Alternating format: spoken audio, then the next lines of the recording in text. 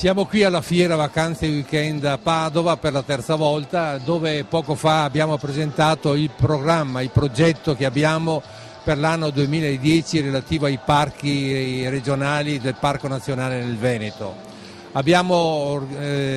presentato due importanti eventi per il 2010.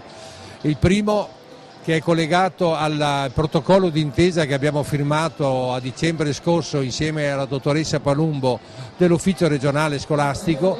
che prevede a scuola nei parchi del Veneto, quel progetto che abbiamo presentato ancora nel 2009,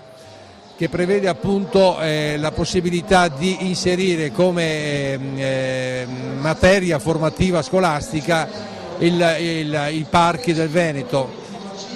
Educazione dei parchi, che sono parchi importanti che purtroppo sono ancora poco conosciuti, quindi noi andiamo proprio nelle scuole perché le scuole ci aiutano a divulgare attraverso anche le loro famiglie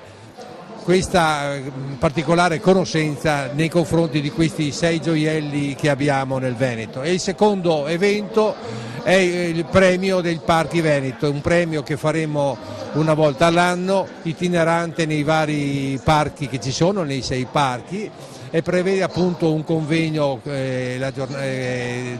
scientifico preparato molto accuratamente con esperti anche nazionali e internazionali, e un premio nei confronti di chi maggiormente